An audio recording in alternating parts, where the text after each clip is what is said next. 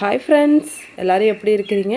இந்த வீடியோவில் என்ன பார்க்க போகிறோம்னா, ரேஷன் அரிசியை வச்சு பஞ்சு போல் சாஃப்டான ஆப்பம் எப்படி செய்யணுந்தாங்க பார்க்க போகிறோம். இப்போ வாங்க வீடியோக்குள்ளே போகலாம். இப்போ இதுக்கு ஃபஸ்ட்டு அரிசி ஊற வச்சுக்கலாம். இதுக்கு பார்த்திங்கன்னா நான் இதுமாரி ஒரு பெரிய கிளாஸில் ஒரு கிளாஸ் அளவுக்கு ரேஷன் கடையில் வாங்குகிற பச்சை அரிசி வந்து எடுத்துக்கிறேங்க. அதே கிளாஸ்லேயே ஒரு கிளாஸ் அளவுக்கு ரேஷன் கடையில் வாங்கின புழுங்கல் அரிசி வந்து எடுத்துக்கிறேன். பாருங்கள், இது மாதிரி குண்டு குண்டாக இருக்கும்ல, அந்த அரிசி தான் நான் எடுத்துக்கிறேன். எந்த அளவுக்கு நம்ம பச்சை அரிசி எடுக்கிறோமே அதே அளவுக்கு புழுங்கல் அரிசி எடுத்துக்கணுங்க. இப்போ ரெண்டையும் ஒரு பாத்திரத்துக்கு போட்டுக்கிறேன்.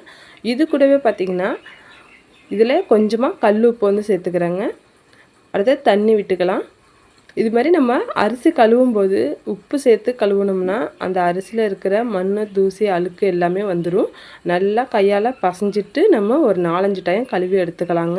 நம்மளுக்கு அரிசி வந்து வெள்ளையாக வரணும், அந்தளவுக்கு நல்லா கழுவிக்கலாம். ஃபஸ்ட்லேயே கழுவிட்டு ஊற வைங்க, அப்போ தான் அரிசி நல்லா ஊறி வரும்.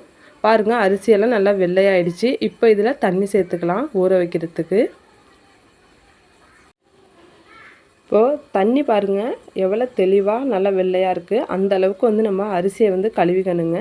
இப்போ அடுத்தது உளுந்து ஊற வச்சுக்கலாம். உளுந்தோட அளவுன்னு பார்த்திங்கன்னா நம்ம எந்த கிளாஸில் அரிசி எடுத்தோமே அதே கிளாஸ்லேயே 1/4 கிளாஸ் கம்மியாக வந்துட்டு உளுந்து சேர்த்துக்கிறேங்க. நான் வந்து வெள்ளை உளுந்து சேர்க்குறேன். வெள்ளை உளுந்து சேர்க்கும்போது தான் ஆப்பம் வந்து நல்லா வெள்ளையாக வரும். அதனால தான் 2 கிளாஸ் அரிசிக்கு 1/4 கிளாஸ் கம்மியாக உளுந்து எடுத்தால் கரெக்டாக இருக்கும். அதே மாதிரி வெந்தயம் வந்துட்டு ஒரு 1/2 ஸ்பூன் அளவுக்கு எடுத்துக்கங்க. வெந்தயம் ரொம்ப எடுத்துக்க வேண்டாம். அதையும் நல்லா கழுவிட்டு நம்ம ரெண்டுலேயுமே தண்ணி ஊற்றி இப்போ ஊற வச்சுக்கிறோம். ஒரு 5 மணி நேரம் ஊற வச்சோம்னா நம்மளுக்கு கரெக்டாக இருக்குங்க. இப்போ 5 மணி நேரம் கழித்து பார்க்கலாம். இப்போ 5 மணி நேரம் ஆயிடுச்சு. அரிசியெல்லாம் நல்லாவே ஊறி வந்திருக்கு பாருங்கள் எவ்வளோ வெள்ளையாக வந்திருக்கு. அதனால தான் நான் ஸ்டார்டிங்லேயே உப்பு போட்டு நல்லா கழுவிட்டேன். இப்போ நம்ம அரைச்சிக்க போகிறோம். இது கூட சேர்த்து அரைக்கிறதுக்கு பார்த்திங்கன்னா ஒரு சின்ன கப்பால் 1 கப் அளவுக்கு சாதம் எடுத்துருக்கேங்க. அதே மாதிரி 1 கப் அளவுக்கு நான் தேங்காய் துருவினது எடுத்திருக்கேன். நீங்கள் வந்து தேங்காய் வந்து சில்லாக கீழ்ந்துட்டு கூட வச்சுக்கலாம். இப்போ வாங்க மாவு அரைச்சிக்கலாம். இப்போ கிரைண்டரில் பார்த்திங்கன்னா நான் ஃபஸ்ட்டு வந்துட்டு உளுந்தையும் வெந்தயத்தையும் சேர்த்துக்கிறேன்.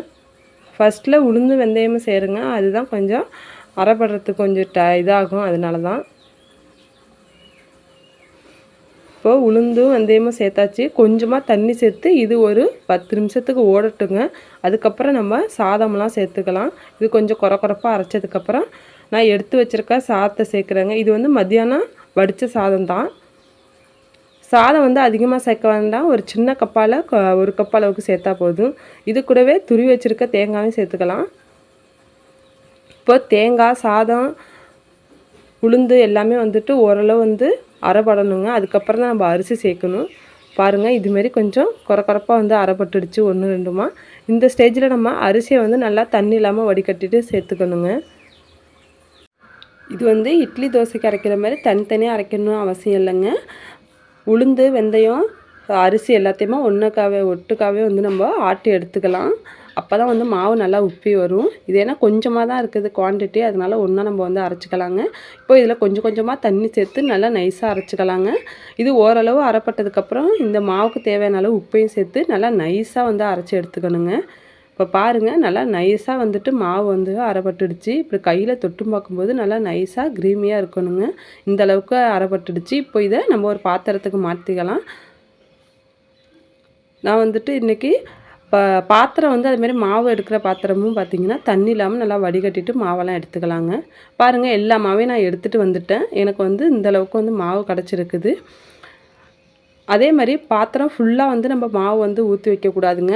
3/4 அளவு இல்லைன்னா 1/2 அளவு தான் ஊற்றி வைக்கணும். அப்போ தான் வந்து மாவு வந்து நல்லா உப்பி வரும். நம்ம நிறையா வந்துட்டு ஃபுல்லாக எடுத்துட்டோம் அப்படின்னா கீழே வந்து சிந்திடும். இது இப்போ ஓவர் நைட்டு வந்து அப்படியே விட்டுறலாம். இப்போ மார்னிங் ஆயிடுச்சுங்க. இப்போ மாவை திறந்து பார்க்கலாம். பாருங்கள், நம்மளுக்கு மாவு எவ்வளோ சூப்பராக வந்துட்டு உப்பி வந்திருக்குது. நல்லா வந்துட்டு பார்க்கவே நல்லா வெள்ளையாக உப்பி கொஞ்சம் க்ரீமியாக நல்லா வந்திருக்குது பாருங்கள் மாவு. அதுக்கு தான் நம்ம அரை பாத்திரம் வைக்கணுங்க மாவை. அப்போ தான் வந்துட்டு பொங்கி வரப்போ இந்த அளவுக்கு வரது கரெக்டாக இருக்கும். இப்போ ஒரு கரண்டியை வச்சு இந்த மாவை நல்லா கலந்து விட்டுக்கலாம். நல்லா நைஸாக வந்துட்டு மாவு சூப்பராக இருக்குது பார்க்குறதுக்கு. நல்லா புளிச்சு வந்து நல்ல ஒரு வாசமாக இருக்குது. இப்போ இதை நல்லா கலந்து விட்டுடலாம். இப்போ நம்ம இவ்வளோ மாவு வந்து நம்ம ஆப்பம் ஊற்ற போகிறதில்ல. அதனால நான் இதை வந்து ஒரு சின்ன பாத்திரத்துக்கு பாதி மட்டும் எடுத்துக்க போகிறேன். பாருங்கள், பாதி மாவு வந்து எடுத்தாச்சு. இதை தான் இப்போ நம்ம ஆப்பம் ஊற்ற போகிறோம். இதில் ஆல்ரெடி உப்பு எல்லாமே போட்டாச்சுங்க. இப்போ இதில் மட்டும் ஆப்ப சோடா மட்டும் ஒரு 1/4 ஸ்பூன் அளவுக்கு போடுங்க, ரொம்ப கூட தேவையில்ல. இப்போ ஆப்ப சோடா போட்டு நல்லா கலந்துக்கலாம். மாவு வந்து நம்மளுக்கு கொஞ்சம் கெட்டியாக இருக்குது. இதுக்கு வந்து தண்ணி விட்டு தான் நம்ம மாவு வந்து கரைசிக்கணுங்க. ஆப்பத்துக்கு வந்து மாவு வந்து ரொம்ப தண்ணியாக இருக்கணும். தோசை மாவோட இன்னும் கொஞ்சம் தண்ணியாக இருக்கணும். பாருங்கள், இந்த அளவுக்கு வந்து மாவு இருக்கணும். இப்போ மாவெல்லாம் நல்லா ரெடி பண்ணியாச்சு. இப்போ ஆப்பம் ஊற்றிக்க வேண்டியதுதான். அதுக்கு அடுப்பை பற்ற வச்சு ஒரு ஆப்பக்கடாய் வச்சுருக்கேன். ஆப்பக்கடாய் சூடானோன்னா இதுமாரி ஒரு கரண்டி மாவு எடுத்து அதில் விட்டுடலாம். விட்டுட்டு அந்த ஆப்ப சட்டியை தூக்கி இப்படி 4 பக்கமும் சுற்றினோம்னா 4 சைடும் வந்து மெல்லிசாவும் நடுவில் கொஞ்சம் மொத்தமாகவும் வந்துடுங்க நம்மளுக்கு. அதனால தான் கொஞ்சம் தண்ணியாக இருக்கணும். அப்போ தான் இதுமாரி சுற்றி விடுறப்போ வந்துடும் மாவு கரெக்டாக. பாருங்கள், நல்லா வந்து இப்படி ஓட்டை ஓட்டையாக வருது பாருங்கள். இதுமாதிரி ஓட்டை ஓட்டையாக வந்தால் தான் வந்து ஆப்பம் வந்து நல்லா சாஃப்டாக நல்லா பஞ்சு போல் இருக்கும். இப்போ அடுப்பை ஃபுல்லாக வச்சு இதை மூடி போட்டு ஒரு 2-3 நிமிஷத்துக்கு அப்படியே வேக விட்டுடலாம்.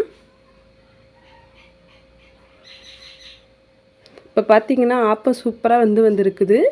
சைட்லலாம் பார்த்திங்கன்னா நல்லா கிறிஸ்பியாகவும் நடுவில் வந்து மொத்தமாகவும் பஞ்சு போல் சாஃப்டாக வந்துருக்குதுங்க. இப்போ இதை ஒரு பிளேட்டுக்கு மாற்றிக்கலாம்.